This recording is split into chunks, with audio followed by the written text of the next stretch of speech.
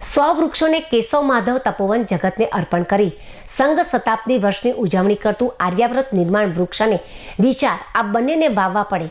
સ્વામી નિજાનંદજી મહારાજ રાષ્ટ્રીય એકતા, અખંડિતતા તેમજ સમરસતા અને સેવાના મૂલ્યોનું જતન કરતા રાષ્ટ્રીય સ્વયંસેવક સંઘ આજે વિશ્વનું સૌથી મોટું સંગઠન બન્યું છે, જેણે વિજયાદશમીના રોજ પોતાના 100 વર્ષ પૂર્ણ કર્યા છે.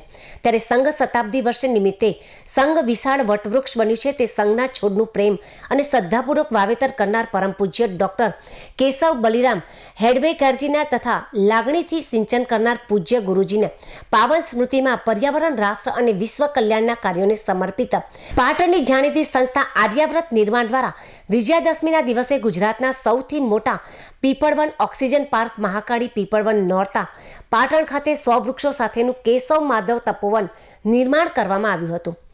આ પ્રસંગે સમૃદ્ધ અને શક્તિશાળી રાષ્ટ્ર નિર્માણ માટે કટિબદ્ધતા પ્રગટ કરવા તથા વર્તમાન પરિસ્થિતિ ધ્યાને લેતા પંચ પરિવર્તન પૈકીનું એક પરિવર્તન એટલે પર્યાવરણને અનુલક્ષીને પ્રકૃતિ, આધ્યાત્મ અને રાષ્ટ્રને સમર્પિત પૂજ્ય સંત સ્વામી નિજાનંદજી મહારાજ, ડોક્ટર નવીનભાઈ પ્રજાપતિ તેમજ પાટણ જિલ્લા સંઘ ચાલક ડોક્ટર નિખિલભાઈ ખમાર, ડોક્ટર શરદ પટેલ તેમજ ભૂદરભાઈ જોશી, જુજાર સંઘ સોઢા સહિત અનેક મહાનુભાવો તેમજ ભાઈઓ બહેનો, વડીલો, બાળકો અને વિશેષ 51 શક્તિપીઠની 51 વૃક્ષોથી સ્થાપના કરનાર દીકરીઓ, તેમના ગુરુશ્રી કલ્પેશભાઈ નાડોદા વગેરે ઉપસ્થિત રહ્યા હતા અને શ્રદ્ધાપૂર્વક વૃક્ષોનું પૂજન અર્ચન કરીને વાવેતર કર્યું અને જગતને 100 વૃક્ષોનું કેશવ માધવ તપોવન અર્પણ કર્યું.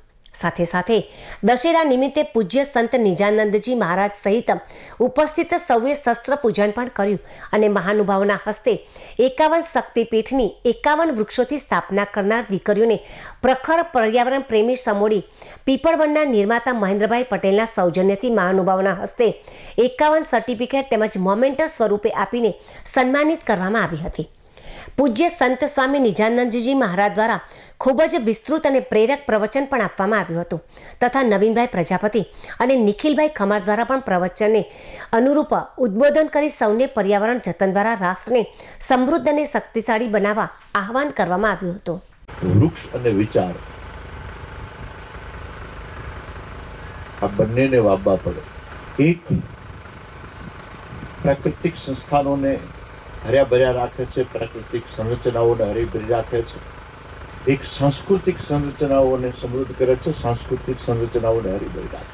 બંનેનું એક બીજ હોય છે. ફળમાંથી જે સઘનતા, જેને ગોટલો કહીએ છીએ કે કોઈ વસ્તુ કહીએ છીએ, કે વૃક્ષનું જે બીજ બને છે, એ ચિંતન છે, એ વિચારનું બીજ બને છે. આજે આ બંનેનો સમન્વય કેશવ માધવ પ્રકૃતિના કેન્દ્ર ઉપર બંનેનો સમન્વય થવા જઈ રહ્યો છે કે જ્યાં વૃક્ષોનું પણ વાવેતર છે, જ્યાં વિચારોના વાવેતરનો આપણે વધામણા કરવા માટે ભેગા થયા.